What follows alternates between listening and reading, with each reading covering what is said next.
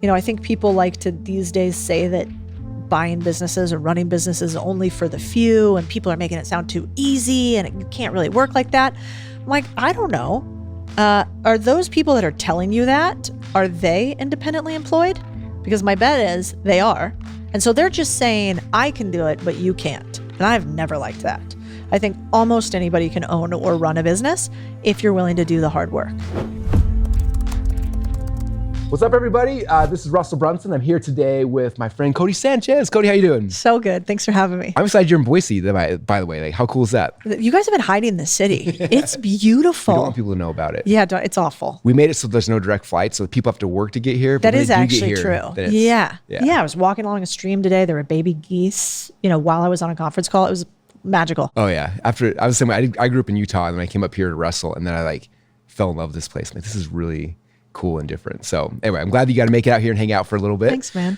Okay, I want to start the interview selfishly, if you're cool with that, the very beginning, because it just makes me feel good about myself. And then we're going to dive in. I have a million questions for you. But the very first time I messaged you was on Instagram, December 26th. It was the day after Christmas. I don't even know why, 2022, somehow. So I've something, and I messaged you, and I saw you had messaged me, and you'd messaged me October that year, and I'm going to read it because this is really cool. You said random, and the reason I'm saying this, I keep telling people, the way I teach webinars and selling, it works for anything, and people don't believe me. And your message validated it for me. So you said random. We actually used a riff of your webinar structure to pitch to pensions in our investment fund, and it worked. So first off, can you tell me about that story? Because I got to know. That's wild. Yeah, that was back before I was on the internet. So I don't know how I came across you. It must have been on Instagram. So that's where I messaged you. But at the time, I sold investment products and managed a company that had separately managed accounts, exchange-traded funds, and what's called commingled funds that are mirror portfolios to big pensions and sovereign wealth funds in Latin America. And so I was running around Latin America trying to get them to give us money for us to invest. And we weren't having that much success with one market. I think it was Chile. And so I talked to other salespeople, and nothing was really working. And then for some reason, I came across your Instagram, and I must have seen one of your funnels and then clicked through it. And you had a full presentation at that time, I think, that was out there publicly, maybe it still is, that you became known for. Was it the perfect webinar or something? Yeah, for a webinar. Okay. And so the perfect webinar, and I just was like, this is so weird for investment world. Nobody had ever talked like this. I had no idea what priming was. I didn't know about, doing a close that had whatever, the value stack or all that in it. Yeah. I never heard about anything like that. And yet, because we created custom investment products, I was like, we could do all of this. And so instead of doing what typically we do in the investment world, which is here's all the things that are happening in the world. You don't want to be in China now. You want to be in Europe. You want to be, in small caps, not large caps. We want to protect your downside risk. And it's all, what is that, right brain? It's very analytical. And there's no emotional pleas, and there's no real knowing your target audience except their portfolio. And so when I saw your thing, I was like, well, it's not working how we're doing it. What if we try this? And I did it, and we closed a big pension fund. I think that was one of our first, they're called AFPs. It was one of our first pensions in Chile. Uh-huh. How wild. That's so cool. I know. It's funny, I had someone today who literally was on a call I was on, and they're like, so I'm doing a funnel, but it's B2B, so I can't use the perfect webinar because these people don't buy emotionally. What should we do instead? And I was like, literally, humans are humans. I don't care what you say. Yes, there's different versions, different things, but human psychology works, doesn't matter what you're selling. And so anyway. It's so true. It made me so happy to see that. Yeah, well, and every time I forget that, because I'm very analytical, we don't have the desired end state that I want. When I forget it with my team, when I'm leading them in a meeting, and I just go, here's the numbers, here's what I need to have happen, et cetera. And then I'm like, why aren't you guys doing this? And I realize, wow, psychology is the undercurrent to getting somebody closer to the action you want them to take. Yeah, for sure. Okay, so next question is, how did you go from doing all of that to now you are on the internet talking about all sorts of things? How was that transition, and what did your family think about that? Oh yeah. My parents were not thrilled. I remember my mom at the time, because, I had a few grad degrees, and I'd worked at some big companies in finance. So it was prestigious, sort of, right? More sophisticated. And even though I wasn't a huge deal at the time, I was, a partner at some private equity firms. They weren't great ones. The next step would have probably been trying to go and do my own independent private equity fund. And And I basically looked at all of the people who were more successful than me in my sphere and thought, I want nothing to do with this. Couldn't see myself in any of them. And I had been through like 4 or 5 companies. So I was like, all right, I'm at Vanguard. Let's see what they could do. Did that for like a year and a half, 2 years. And then I was like, no, I don't see myself here. And then I did it at Goldman, let's call it 1.5 years, 2 years, didn't see myself in it. Then I did it at State Street, same thing. And so I thought it was the firm every single time. I thought it was the company, or maybe it was the exact position there. So if I do it in Latin America, if I do it in high yield bonds instead. And then finally I got to a company called First Trust, which I think, I wasn't a culture fit for, but had like a completely different subset of people. I was like, God, I don't see myself here either. Like, I don't want any of this. I don't want multiple divorces. I don't really care about the big fancy cars. I don't want to go to the country club every weekend. So what am I doing? And that happened right about at the same time that for some reason, people like you were infecting me on the internet, and infecting you. You're infecting me with your internet thinking. And I thought, wait, the way we're selling investments is 19th century, basically. We're having these meetings, we're taking them out to nice dinners, we're not even doing PowerPoints. I would have like printed brief materials every time, that we would walk through. And then we'd have like a long sales cycle. And I was like, I think that the internet could help with this. And I think we should probably create some newsletters, and maybe we should have some funnels. Maybe we should like drip on these people in some way, shape, or form. And I don't know if they do it now because I've been out of that game for 7 years, but that was not a thing. In fact, it was so not a thing that I got in a fight with one of my partners at the company because he was like, it will never be done this way. You will never raise money this way. You will never get deal flow this way. And in fact, people will think less of you. And so we're not doing it. And if you want to do it that way, then you have to do it at another firm. And I was like, bye, Felicia. And so anyway, so I'm really good friends with 2 of those partners still. They're great guys, but they just wanted to do it differently, which is totally reasonable. And so I thought, okay, I'm going to go try to do something on the internet because I think there's this opportunity here in finance and investing. And I think I can get great deal flow, and I can teach a bunch of people alongside me to do it too. And that teaching can lead to more deals and more investors, and at the same time help everybody else. And so that's sort of how it happened. Interesting. And how many years ago was that transition? That would have been, fully was 2020. Okay. I left the first firm where the one where I kind of got in a fight and was like, we should do this on the internet. That was First Trust. So whenever I left First Trust, so let's call it maybe like 2 years before that. So something like 5 or 6 years ago. Okay. Very cool. Now I want to understand this because I have some people who come into our world and they've got something they're good at and they're trying to transition into this, like, I'm gonna be out there in front of people talking about it. And that transition point is really hard and so I'm curious for you, like, did you start, I'm gonna start posting on Instagram, or I'm gonna create a course, or what was the mechanism where you're like shifting from this to that world? Like, what was the first thing that you actually did? The first thing I did was a newsletter. Okay. I wasn't looking to monetize online at that time.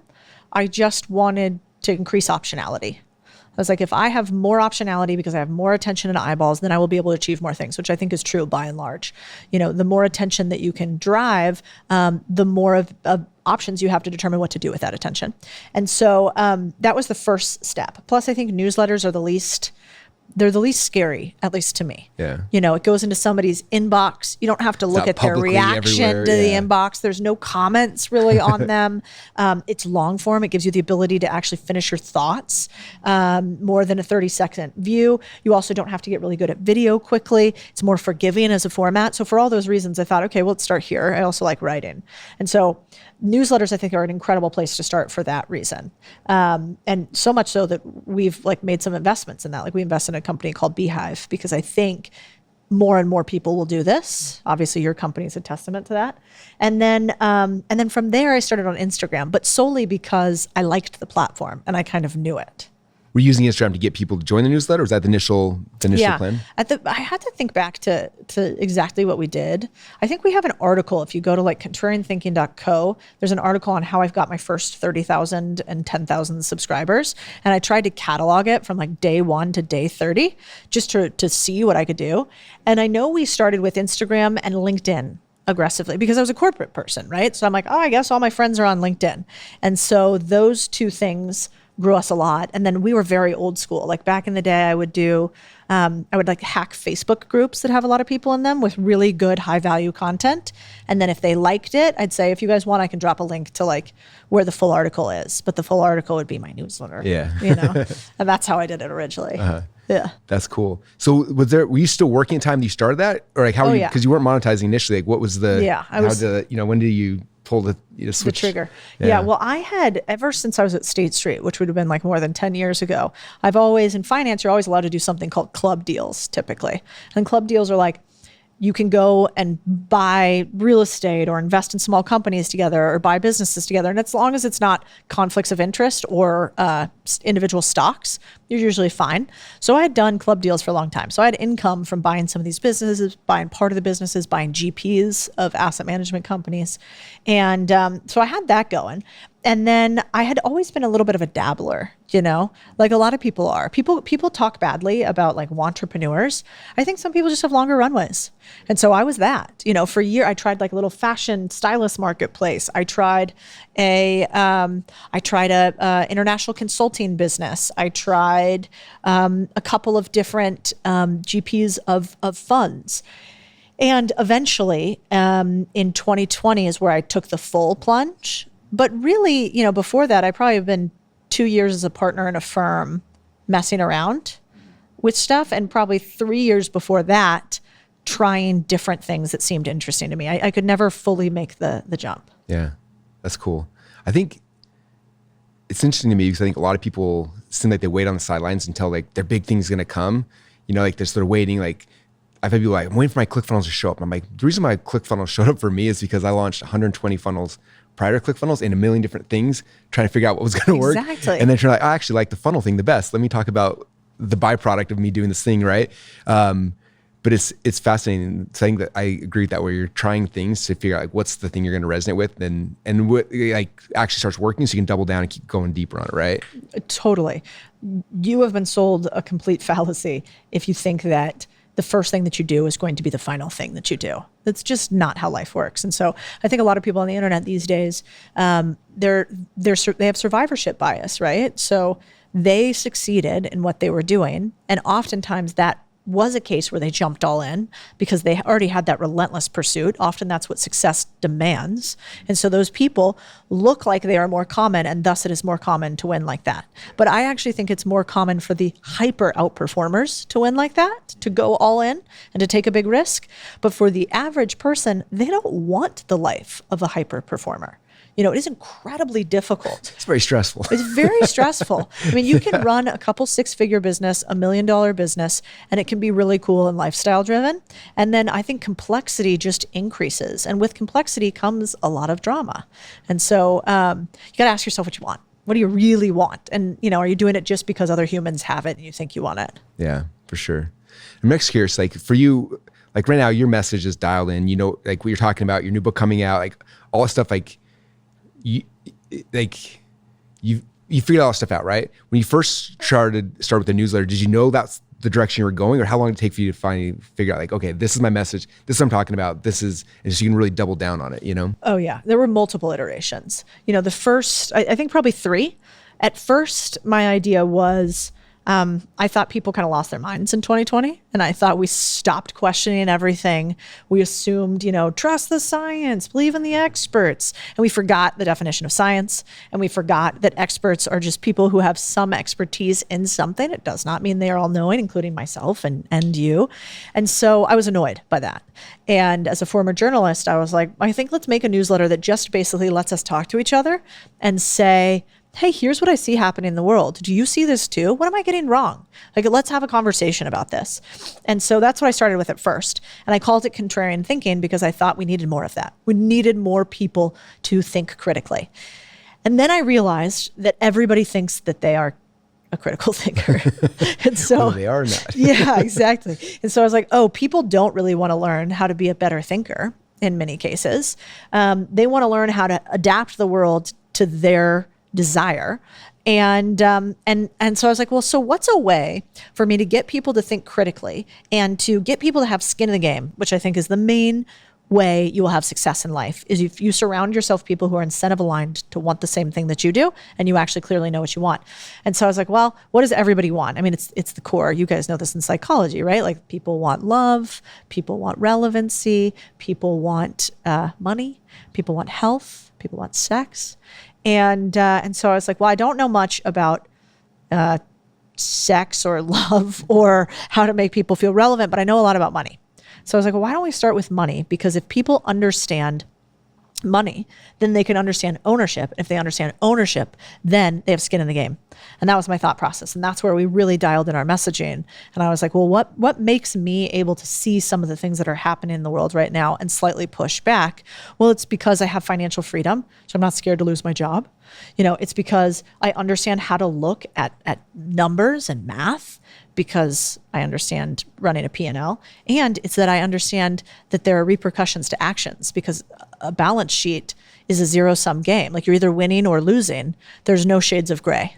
And so because of that, I thought this would be really useful for a lot of people in our world to have financial freedom, to understand these things. And then I bet they would build it instead of burn it down. Mm-hmm. Very cool. That was the idea. It's interesting because like I think about like my business, like I'm teaching people how to do funnels and grow online, but the result's similar. It's financial freedom. It's freedom from everything, so they can make their own choices, they can be their own people, but they're different vehicles, right? Like you're showing people how to invest in boring businesses, right? Like, and versus I'm like, build a funnel. And it's interesting.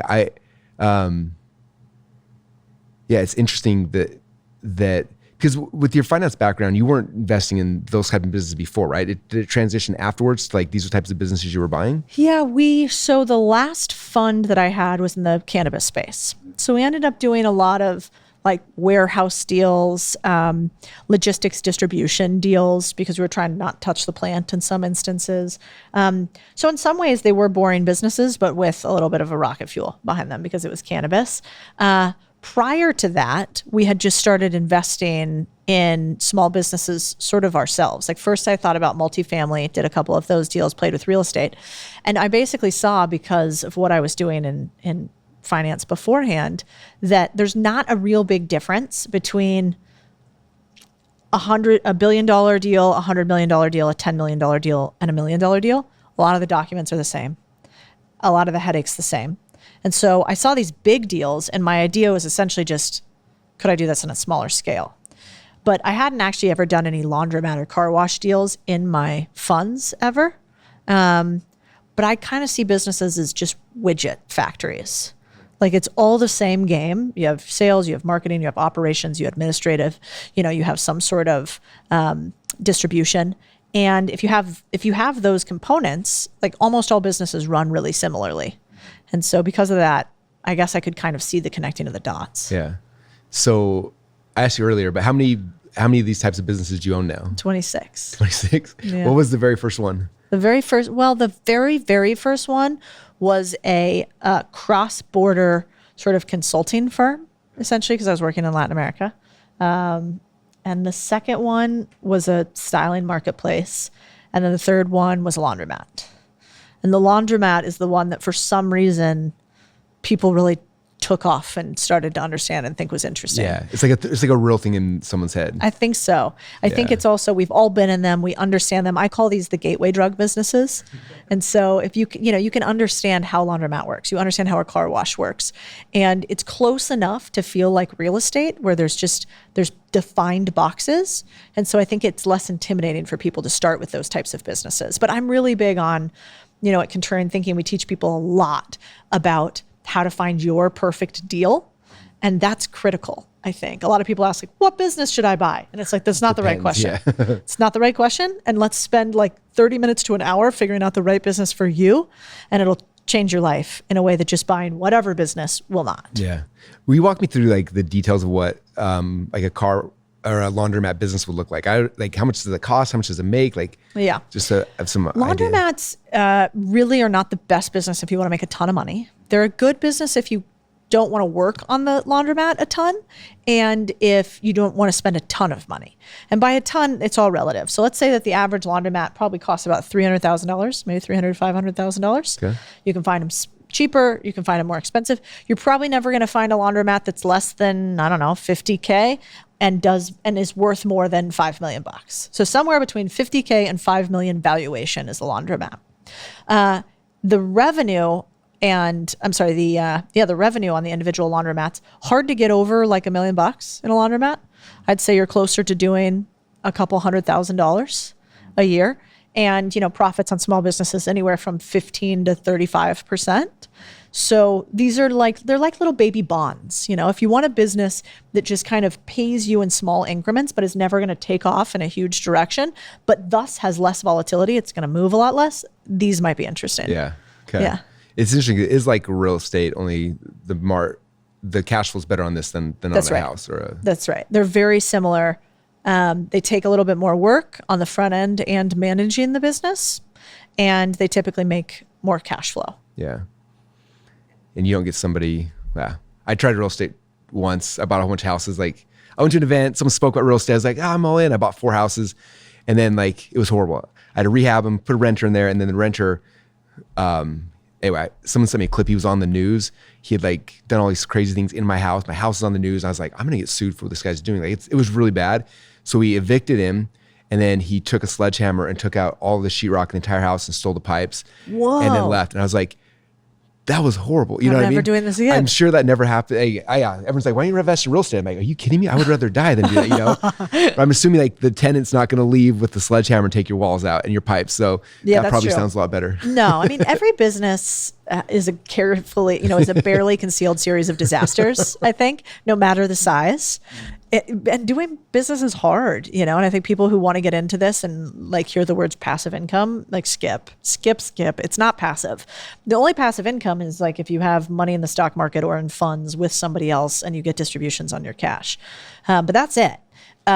So I think, laundromats, they're probably nothing like that is going to happen as much, but you could have a machine that breaks that costs $20,000. Yeah. There's your profit for the year or whatever. Yeah. Right. Exactly. So there's always going to be some things that go wrong in this, but here's the flip side.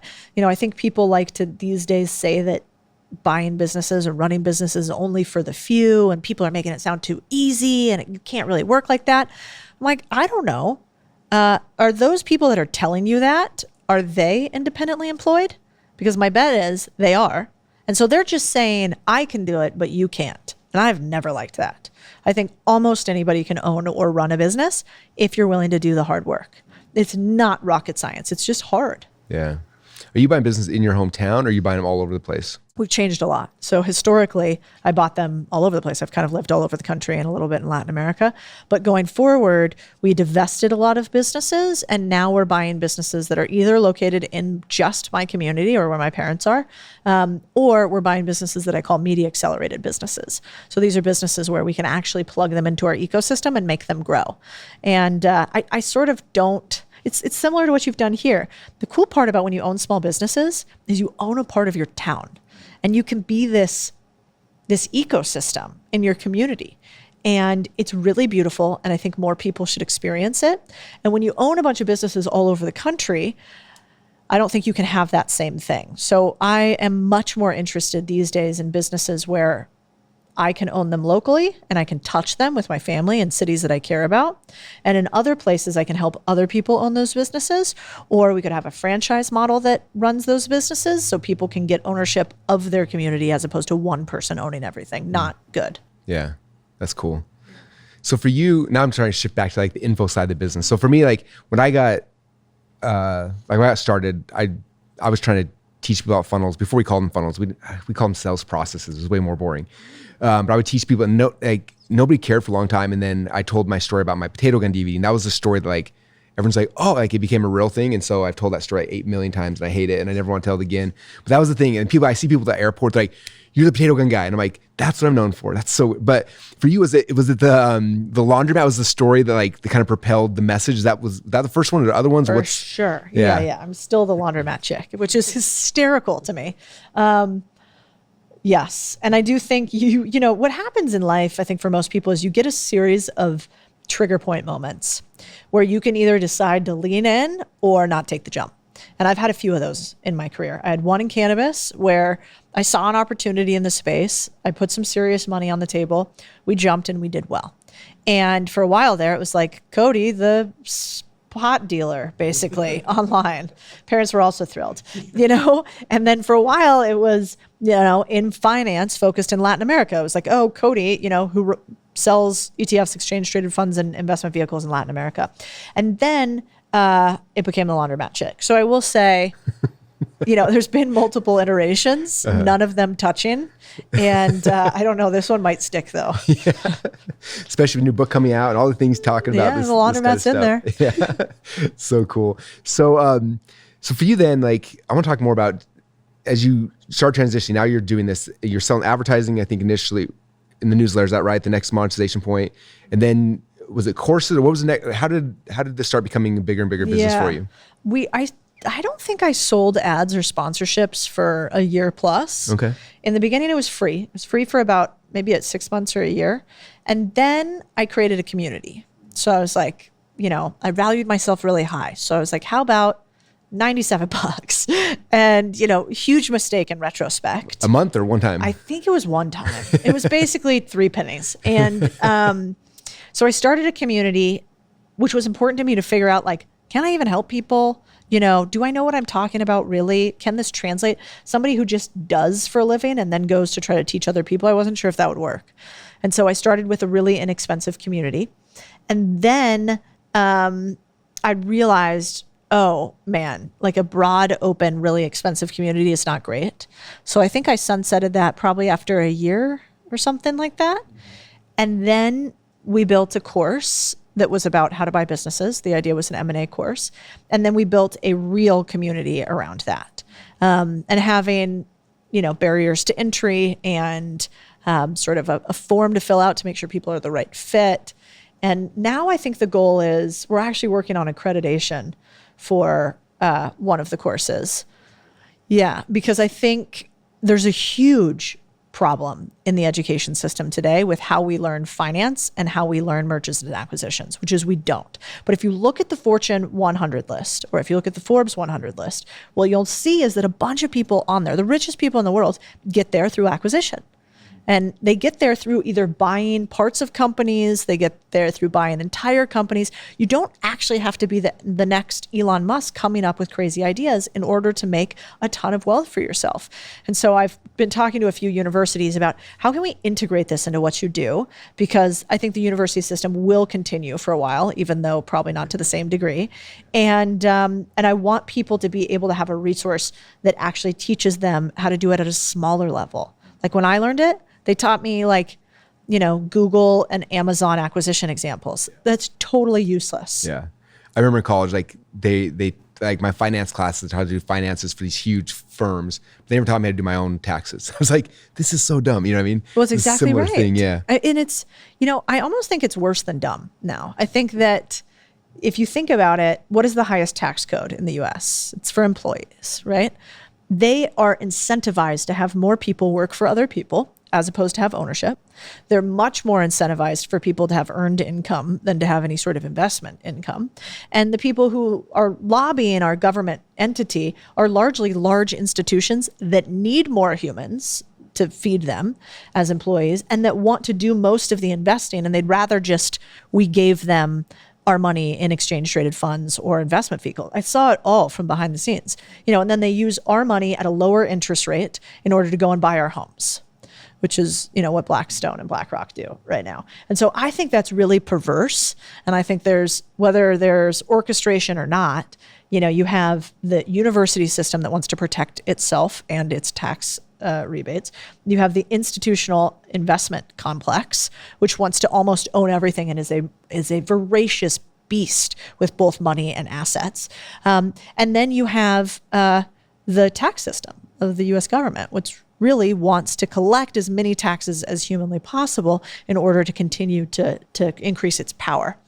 And so I think the way we push back on all of that is we own our own things. And there is no better tax break than having at least, I tell my employees, how crazy is it that if my employees want to be 1099 instead of W-2, they literally can't. That would be illegal for me. The only way they can do that is if they have their own agency and run something else, right? And so, I talk to my employees about how do we get you real estate that you have on the side? How do we make sure that you're putting your money in investments so that you can have some write-offs against W-2? And I think it's really wrong that the government makes that so hard. I never thought about it that way. That's crazy though. Yeah, well, like what California has done, think about the messaging. It's actually, it's brilliant maliciously. They're like, the big bad corporation wants to have a bunch of people who are not W-2s, and thus they don't have to give you health care, which is true. So because of that, we're going to say no 1099s allowed in California. You go, great, thank you. And then you look a little closer and you're like, wait a second. They just basically doubled my tax rate because I have no write-off capability now. And they're asking me to say thank you to them in the highest income state, the highest earned income state in the country. But you get your healthcure paid for. But you get your healthcare paid for. And if you're good at earning, which is really what we should incentivize more of, is we should say, yeah, your healthcare should be secondary as we teach more people how to create more value in the world and thus earn more. And so that's another reason why I think ownership is so important. Yeah. So cool. Man. Yeah, and I don't think you don't have to not be an employee, to be clear, because it does suck to own a business many times. But I do think that you should have some component of your portfolio and what you do that has ownership, that can carry on if you get sick and you can't work anymore, for instance. For sure. And these having a plan, like not an exit plan, but a plan of like the money rolls from here to here. Like I remember reading Rich Dad Poor Dad back in the day, the whole what's this cash flow quadrant, how you move like earned into the business to the invest, like having a plan of like moving the pieces exactly. as you're going along. Like at our company, it's why I like having a portfolio. Like, let's see, I have now 3 members of the media team now have a percentage of some of our portfolio companies. And usually people think about it as equity in the main company. But the problem with that is you've had this business for 22 years. You're not selling, right? So they don't really want equity in ClickFunnels. They want to get paid more, and they want some ability to have long-term equity in something that you do. And so as we incubate more companies and buy more companies, they earn the right to invest their money in those companies. They don't just get given equity, they get a chance to earn it. And so that's really cool. Yeah, I think it's actually how the rich guys in private equity do it. They all do earned in club deals. That's how I started. So that's what we're doing. That's awesome. Huh. Okay. Next question is for you. So I can't believe you've only been doing this like 3 or 4 years, which is crazy. So I watch your social on all the platforms, and you're shockingly good on all of them. And I'm not gonna lie, like I'm so jealous. I'm like, how does she like flawless execution on every platform you're doing? And so I'm just curious, like how you view social media, what your team looks like, because you're one of the best I've seen. And it's not just on like, I've seen people like, I'm good on this thing. You're like good across the board on every platform. I'm like, I don't understand it. Thank I'm you. really jealous. Well, you could do it too. I think I've been trying, we're getting better on all the things, but it's like, anyway, so we're still trying to learn and master it, and just it's fun watching how you do it. Well, we have a core belief, which is always a who problem, not a how problem.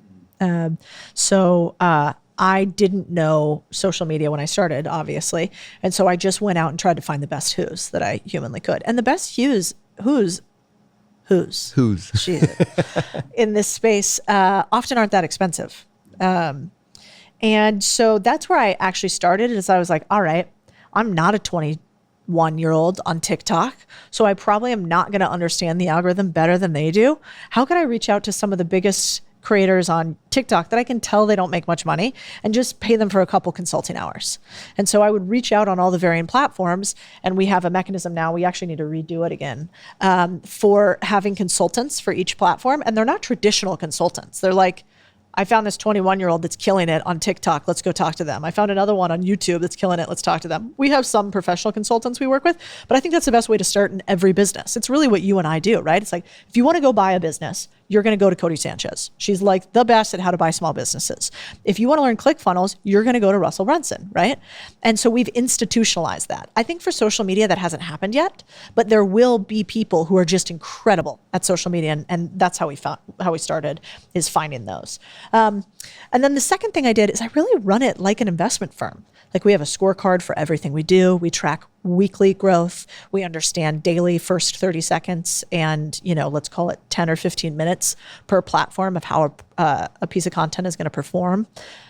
We obsess on each platform. If you're on social media, you need to treat each platform a little bit like a different woman, right? So you have like TikTok, who's, your 17-year-old's kind of cousin, right? Who's like kind of funny, kind of lazy.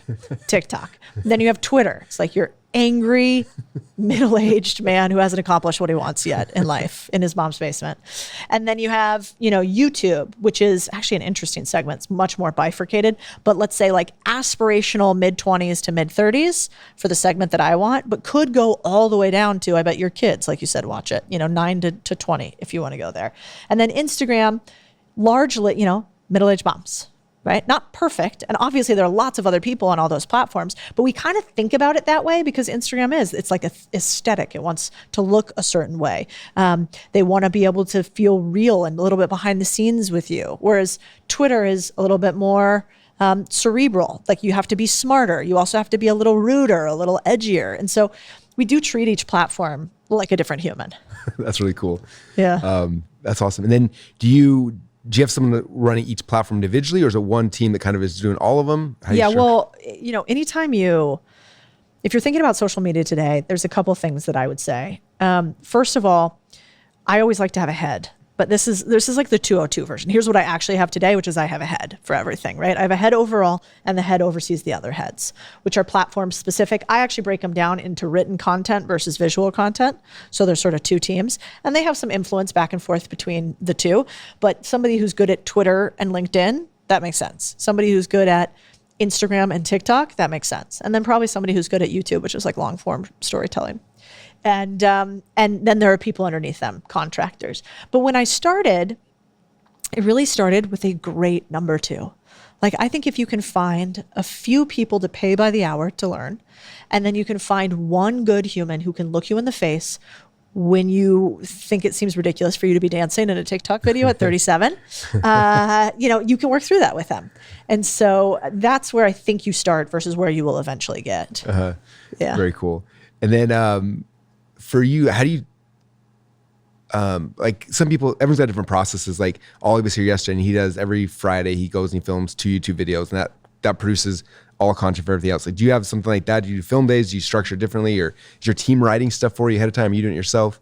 We try to document, not create, as much as humanly possible. So like today, I'm in Boise. I gave a speech at ConvertKit. I'm here speaking with you. We stopped by the Capitol to film a little something. I had to be on like chatting with some people in the back. So they were taking some videos and images of it. So we're just documenting what's happening in my life. Because what we found is you can either make your day into content, or you can make your day about having to make content. And I just prefer efficiency. And so wherever humanly possible, I want my team or myself to look at things that are happening on the internet and go, here's a frame, right? So the frame is, there's a trending song and they say some words and then a bunch of videos of you looking cool, mashed up, right? And then we go, okay, we're going to go to Boise. Let's see. I bet we can do something somewhere to that trending sound, and then there'll just be a bunch of clips of me looking cool somewhere, right? And so it's a little bit of, I think, preparation beats post-production any day. And what a lot of people get wrong is they try to fix everything after they have it. And so, for instance, you could film everything that happens around you all the time, or you could be really maniacal in your shot list and say, like, we're going here. Codie's coming into the office. What are the 3 viral videos we want to film with Codie that are going to be short form? What are the components of that? I want to forget that I just asked you that question. You're going to have like a little checklist for it, and we're going to film those rapid fire. And then when we're together, when we're doing this podcast, I'm going to keep a sheet. And every time they laugh really hard, I'm going to make a mark because there might be a clip there. And every time Codie says something ridiculous, I'm going to make a mark because there might be a clip there. And so I'm going to be really intentional with it, and I'm going to try to pre-produce as much as humanly possible. And so it's really, again, it goes back to, if you can think like an investor, you can be a creator, because an investor can't fix a deal that's bad in post. Mm-hmm. It's like all the money's made on the front end. I think that's the same thing with content. Interesting. Yeah. That's really cool. Yeah. And I'm happy to share whatever you want that would be helpful to you. Show me all the things, all the people. Whatever you want. No, that's really cool. So you spoke at ConvertKit this morning. I wasn't able to make it, but some of my team was there, and they came back telling me some of the stuff you're talking about. So I'm curious. They said the first thing they said you talked about today was just like the death of advertising, how that's shifting. And in my company, we are predominantly advertisers, right? We're learning the social game and trying to I'm seeing, I think, similar trends. So I'm trying to okay, how do we increase this so that when this is dropping, that we're not in trouble over time. And so I'm curious. Anyway, your thoughts on that and what you're seeing, because you're more analytical than me, like what's actually happening. I feel it. I'm a feeler, but I'm not like an analytical person. Yeah, well, you probably, once you've done something for a long period of time, I think you become a data analysis machine by default. It's like the same way that you can just, when you take a bat and you hit a ball in baseball, that you hit it right if you've hit 1,000 balls. Yeah. You don't need anybody to tell you. You're like, the I angle know. Of your elbow was, Yeah, you're like, I know exactly what just happened right there. So I think gut is really important. And it's just, if you don't have gut yet, you need data. If you don't have enough repetitions, you don't know what good looks like. And so we default a lot to repetitions. But yeah, if you look at the numbers, today more than ever, the advertising business is in trouble. We've seen a continuous decline in advertising total revenue since basically going back to the 60s, but accelerated really from 90 to now. And so historically, things like newspapers were great because people really didn't have another mechanism except to go through the news sources. But we're seeing advertising revenue really drop kind of across the board in favor of people realize their most precious commodity is time, and thus subscriptions sort of were born. And so I think that will continue, and it'll happen in different ways. And everything goes in a cycle, so maybe it will come back into vogue again. But for right now, that's what we're seeing. Now, you guys using ads to drive revenue to you, I think, is a different story. It's just, do your ads feel like ads, or do your ads feel like content? Yeah, much more content now. Yeah. Yeah, we used to spend a lot more polished ads, like script writers, highly produced, like all that kind of stuff. And now it's like the ones on my phone would outperform, you know what I mean? Me while I'm walking outside talking, like excited, do better than other stuff. 100%. So I think that's the future. It's that tornado strategy of, can you get somebody, your desired client, who is in the center of the storm, and all around them you have a tornado of very native content that feels like just something that's taking their attention, not something that's getting shoved down their throat, and eventually they get kind of swept up in it. And I think that is the future for content creators. Do you guys do paid ads very much, or are you guys mostly all organic? We are mostly organic. We're starting to get into the paid thing. We'll definitely need to for the 2 companies we're launching this year. But it's actually a little bit of a detriment to only do organic. So I think the problem if you only do organic is you don't know how to value your audience. You're not very sophisticated, and it means that you can get really lazy with acquisition because you're just like, they're free, they come to see me. And the only thing we know for sure is that eventually nobody will care about you. And so it's not a repeatable model. And I think advertising is actually better long-term, but the pairing of the two of them is really, really powerful. And so we need to get more intelligent on ads for that reason. Yeah. It's interesting. I'm in a mastermind with Brendan Bouchard, and he's got 2 groups he's brought to. There's like the direct response marketers like me who are in the room. And then there's like the viral guys like, Jay Shetty and Prince CA and like all those guys. And it's funny because everyone's fighting back and forth, like what I'm doing is right. What I'm doing, and like I sit in the back and I was like, I think they're both right. Like, how do we get both of these things actually working? You know what I mean? Because I think in most situations, like everyone's got a hammer they're really good at. Like for me, it's like it's a funnel, but paid ads. Like I know how to play that game a million times. It's the tool I know how to use. So we always default to that. But then it's like there's other hammers that do things that it's good to learn. And I think having diversity of both of them, because at least my experience for the last a couple of years is just how much ad costs have increased dramatically. Like it's getting harder to break even. And so even for me, and I've got deep funnels, big backends, like all those kind of things, and it's getting harder and harder for me to compete. So I think at the smaller scale, it's like if people aren't offsetting some of that with the free audience, then it's going to be hard to really compete. You know what I mean? Yeah, I think that's true. It'll be interesting to see if that changes now that so much VC money isn't going into advertising, because we have a venture capital fund, and so we were looking at where most venture capital dollars go. It's about 40 cents of every dollar that a venture capitalist gives to a company goes to 4 companies which you could guess what they are. It's Google, Facebook, Facebook, Amazon, Apple, right? And so because of those four companies as their acquirers, the actual companies are only left with about 60 cents. So when you had this massive amount of money from venture capital piling into the advertising space, makes sense that it was so expensive. I wonder, as the market sort of comes down and there's not so much money sloshing around, if that won't normalize. Oh, that'd be cool. I mean, seems to make sense. It hasn't happened yet, but the VC fall off will be a little bit more longer of a tail because they raise capital for 10 years on average. So we'll just have to see. And then obviously we've been money printing for a long time. And so there's a lot of fake money sloshing around that makes it hard. Yeah. But if you can survive during this, can you imagine what you are going to be able to do? Like if you can operate in this market right now with only one leg of the stool, aka ads and funnels, maybe that's two legs of the stool, but without organic, without, I don't know, I'm not talking about you, but other people, without like a crazy affiliate strategy, without, like brick and mortar, traffic. Like if you can just operate with one or two legs, if you can add a few more, how strong and stable is the company going to be? Yeah, for sure. Diversification, that's the key, right? Yeah, hard to do. Media diversification in the online businesses, Yeah. Well, I think like not even a month ago, I had my Instagram like permanently, quote unquote, permanently disabled for like 24 hours or something like that. And so you could imagine if you made all your money on Instagram, that would be detrimental for your business. We had one of our businesses, Stripe, shut down. They just stopped processing payment for them and kept 60 or 90 days of cash. And so for most small businesses, that would bankrupt them. Small businesses keep on average 30 days of cash on hand. And so, I think that diversification is so important. Yeah. I had, 15 years ago, I had that problem with our business. We had 9 merchant accounts, but they're all at the same bank. And then, we're higher risk. We were in continuity and back end, higher risk thing. And they shut us down one day and lost all our merchant accounts. And at the same time, it happened in the industry as a whole. So like, I think it was like 300 or 400 people that we knew had all got their account shut on the exact same day.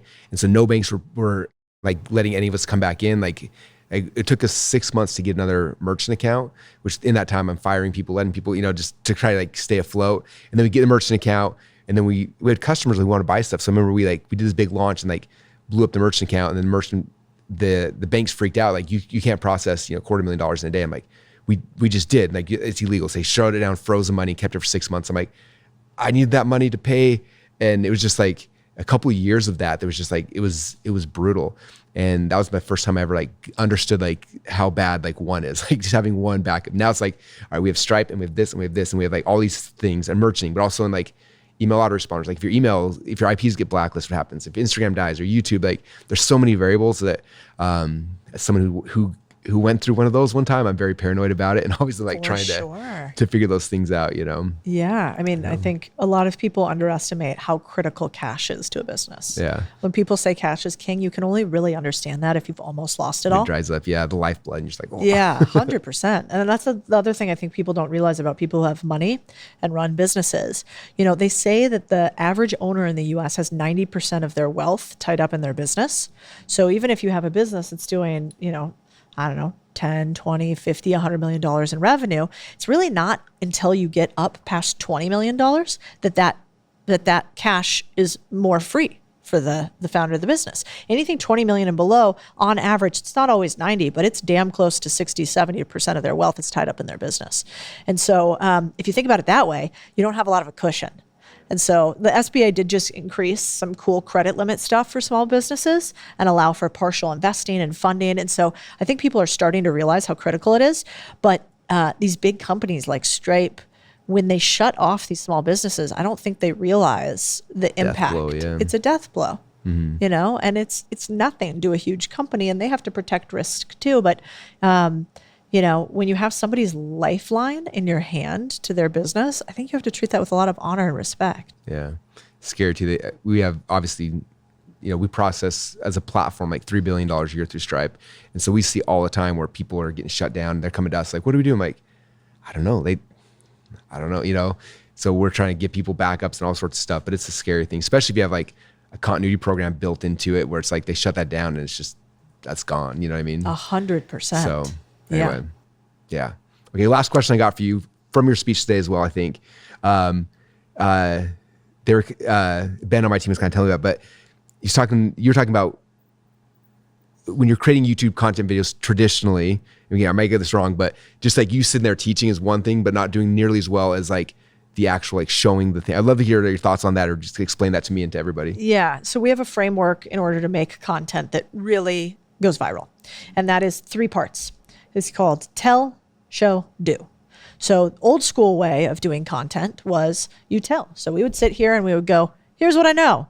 Let me tell you about it. Believe me. Yes. Those are what podcasts are. That's what most YouTube videos are. It's what's called a talking head. That's the first type of content. Then our second level is called show. So that's like, hey, we're going to build a funnel live. Let me show you. And you're walking them through it, right? Like, here's how I build it. Here's how this happens. Or we're going to break down a trucking business live. Let me show you. Here's how we do it. And then there's do, which is I right now will show you me creating a funnel, blasting it out to brand new people, and making $1,000. I'm going to show you by doing it live. And the doing has the highest level of trust, because since also the 60s, the trust index in America has gone down precipitously. So nobody believes anything anymore for many reasons that are understandable. But because of that, if you just tell, but you never show or do, you have a much lower trust index score. And this is something I had to learn the hard way, because sometimes on the internet, like, you know, there are lots of people who are not good people in every aspect. And that's certainly true on the internet too. But in the beginning, you know, I bet it's hard for people to even imagine Russell Brunson spent $12 million on books, right? They'd go, you're a liar. I don't believe you. And then you go, here's the books. You know, you go, oh, here's a receipt for this and here's this. And you wouldn't think that you have to prove it because you just have done it. You're not really trying to prove anything to anybody, but you need to today. And so it's the same thing with, you know, anybody who's on the internet, is you kind of got to prove to people that you're doing the thing that you say that you're doing. And so I didn't realize that for a while. And so we weren't really talking that much about our individual businesses. I thought that was egotistical, honestly. I was like, I don't want to tell them how much money I made on this deal and how much money this business is doing. And, you know, that feels kind of gross. And then I realized, oh, if I don't do that, then they can't, 1, see what's possible, and 2, actually see us showing and doing. And so that's our framework. Interesting. Yeah. So I can see like you buy a business, like going through that process, but like, are you going back to your 26 businesses and they're showing like case studies as these things are happening, or? Really depends on how far you want to go. I've always been thoughtful about how much I share for businesses that didn't ask for media attention. You know, so if I have operators, because I have operators for all these businesses, if they don't want to be on the internet, which most people do not actually want to be on the internet, then I'm not going to do that to them. But there are some of our operators who are like, no, that's fine. Let's do a tour of, you know, The Fold, one of our laundromat companies that we were investors in. Let's do a tour of that. We can show them and we can talk about the business. You know, let's do a tour of Ladder, this other fitness company that we invested in, and let's show them like what it looks like to use this app, and we'll talk to the founder, and, you know, we'll show like when we sent the money in and whatever. And so it really comes up to like the level that you want to do it. The thing that is happening more and more for us in the beginning, or now than in the beginning, is much more doing. So like the other thing that happens after you become pretty successful is people will no longer think that they can do it just because you did it. They're like, well, that's you and I can't. And my mission is to create more financially free humans, because I think that's selfishly better for me, my kids, our world, but also just better for everybody listening. And so now we're experimenting with some stuff like, watch us do this live using none of our, you know, unfair advantages. Our superpowers. Yeah. And let's see if and it's not saying I can do this. It's like, I don't know, let's try. And maybe I realize, oh my God, this is way harder than I thought. This was a terrible idea. And then we share that. But at least it gives people an ability to actually see it for themselves. Yeah. That's really cool. Trying. Well, very cool. Man, thanks for hanging out with me here in Boise. Last thing I know you got your first book coming out, and I know how much effort goes into a book, and I love books. I'm obsessed with them. I know it doesn't come out till December. Do you want to talk anything about it, or get people excited about why they should buy it here the second it comes out? Yeah. Should we tell them where the pre-orders are? Yeah. This is kind of quiet. We're not going out publicly to everybody yet, but because you're a buddy, I think by the time that this comes out, pre-orders should be available. It's called Street Millionaire. And it's about all the things we talked about today. Like if you want to learn how to buy a business, if you want to learn why it matters that you get ownership, if you want to learn deal making and negotiation, it's all about how buying ordinary businesses can create extraordinary wealth. And it's been a labor of love. I think I've been writing it for 3 years and I've been editing it. My husband's been going crazy with how much I'm working on the thing. But I feel like it's the book I wish I had when I first started taking action, even after being in finance. I want to know only what I need to know, nothing extra. And I want it to be really simple and straightforward so that I can understand how to take it into action immediately as opposed to a bunch of theory. And so I hope that's what we created. Yeah, I'm excited. So Thanks. where's the pre-orders? I think you just go to Amazon. Amazon, okay. Let's do Amazon right now. Very cool. Oh, I'm so Thanks, I'm you're the excited man. for you. You're gonna love it. So Well, I having a book appreciate out you for me, like supporting it. of all the things I did, like the book was the one that had the most lasting impact of all the things I've done in the last 20 years Yeah. doing this. Yeah. So yeah, I'm excited for that for you. You're gonna love it. Yeah, I always, it's like my biggest joy is writing. Yeah. I love it more than anything. You're a copywriter too. You love books too. I think little, 12-year-old Codie would be like, what? You write books? You wrote books? A publisher actually paid you to do this? Like, this is super cool. So it's a little bit of like a childhood fantasy come true. Yeah. For sure. And now the goal is to get New York Times. They said that like in people's perception that like being a New York Times bestselling author is higher than like an Olympian, like in human perspective. So I was like, that's really hysterical. cool. So next time I see Michael Phelps or something, you're I'm like, listen, I'm actually bud. New York Times. Actually, that is if we get it. But yeah, I think I better not count my chickens. Yeah. Either way, you'll get it eventually. So it's awesome. So anyway, thanks for coming here and spending time with me. I really appreciate it. Appreciate you. It's fun watching you everywhere on all platforms. So everyone go watch her and see everything she's doing and get the book when it comes out. You're the man. Thank you. Thanks, Russell. Yeah.